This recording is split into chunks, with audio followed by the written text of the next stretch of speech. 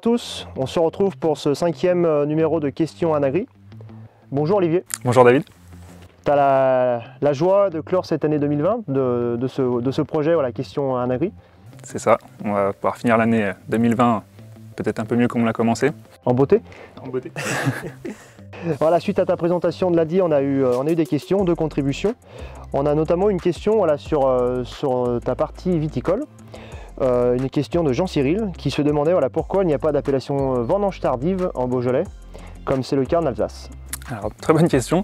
Alors, tout simplement, la vendange tardive est quelque chose qui est ancré dans le cahier des charges en Alsace, qui ne l'est pas forcément au niveau Beaujolais, et qui, pour faire des vendanges tardives, il faut quand même des parcelles et des coteaux bien particuliers, donc un microclimat bien particulier, et notamment, en Beaujolais, on a des climats qui sont à l'automne un peu plus humides qu'en Alsace, il me semble. Et de ce fait-là, on a du mal à maintenir la qualité qu'il faut pour faire des vendanges tardives, tout simplement. Très bien. Est-ce que tu peux nous présenter justement voilà, cette partie viticole sur ton exploitation? Quelle gamme de vins tu proposes? Est-ce que tu es indépendant, coopération? Voilà, est-ce que tu peux nous en dire un peu plus? Alors sur la partie viticole, j'ai deux secteurs, c'est-à-dire qu'il y a 2 tiers de l'exploitation qui va à la cave coopérative qui est Odoria, donc sur le site de l'Étra. Vu qu'on est au sud du Beaujolais, en appellation, j'ai Beaujolais générique, Beaujolais tout court. Et après, on a développé un petit peu de crément de Bourgogne pour tout ce qui est vin pétillant. Et sur ce qui est vin rouge, on a uniquement en Beaujolais. Et après, sur les rosés et les blancs que je fais en propriété, on a fait un petit peu de Viognier et un petit peu de vin de France pour développer des produits un petit peu particuliers qui correspondaient à notre clientèle. Une petite question de Enzo. Qui justement s'interrogeait sur les 2 démarches. Tu es en bio pour les vaches allaitantes et en HVE, donc haute valeur environnementale pour la partie viticole. Voilà, pourquoi ces 2 démarches différentes? Alors actuellement, dernièrement, on a passé à la haute valeur environnementale sur la partie viticole. C'est tout simplement pour avoir une reconnaissance de notre travail. Pour nous, on n'a pas eu de gros changements sur l'exploitation parce qu'on rentrait déjà dans ce cahier des charges. Et HVE, ça permet de certifier ce que l'on fait et également de mettre entre guillemets, un tremplin pour progresser.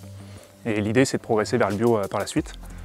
Et notamment sur la partie allaitante où on est déjà en bio depuis 2015, c'était tout simplement pour valider nos acquis, qu'on était déjà depuis longtemps. Et on a cet esprit-là de protéger l'environnement et surtout de montrer à notre clientèle et à la population que nos manières de travailler ne sont pas juste d'entretenir les prairies, mais on préserve l'environnement également. Très bien. Est-ce que justement il y a des points de satisfaction sur une démarche et peut-être pas sur l'autre? Est-ce qu'il y a aussi des difficultés? Quel est un petit peu le retour d'expérience que tu peux avoir? Alors sur la partie bio en allaitant, la satisfaction d'un regard un peu différent sur notre métier.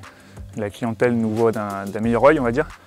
Après la difficulté, c'est vu que chez nous on a une topographie qui est assez particulière, on a beaucoup de pentes, des terrains très séchants. Du coup on a des problématiques d'entretien de terrain qui en bio, vu qu'on n'a pas le droit aux produits chimiques, ni plus ni moins, l'entretien coûte cher et est compliqué à mettre en place. Après sur la partie viticole, le HVE représente une valorisation mais qui est très peu connue pour l'instant du public. Donc je pense que dans les années à venir, ça va se développer. Et pour moi, pour l'instant, c'est tout simplement un tremplin et une réflexion différente.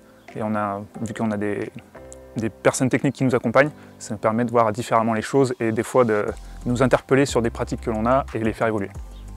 Tu parles justement de pratiques, d'évolution. Enzo se demandait voilà, si tu avais d'autres projets en faveur de l'environnement. Alors en faveur de l'environnement, on a d'autres projets. Notamment sur la partie élevage où on va renouveler des toitures de bâtiments. Et on s'est dit qu'au lieu de juste renouveler une toiture, pourquoi pas en profiter pour l'aider au niveau environnemental. Donc on va travailler sur d'autres matériaux que le fibrociment actuellement et on va essayer de mettre du panneau photovoltaïque sur ces bâtiments-là. De mon côté, voilà, j'ai une question par rapport à ta vidéo de lundi. Pour venir à ta ferme, on a 30 km séparent Chambois-Lières de Lyon à peu près. Je n'ai pas compté le nombre de virages ni la pente pour monter jusqu'ici. On se croirait un peu des fois dans les Alpes ou dans le Jura. Alors c'est pas la haute montagne, mais c'est quand même dans les monts du Beaujolais. Est-ce que voilà, comment tu perçois un petit peu et comment tu t'adaptes avec ces conditions géographiques? Alors sur cette partie-là, on va dire on nous appelle plus communément le poumon vert sur le secteur. Donc à nous de l'entretenir, ce poumon vert, et de faire qu'il reste.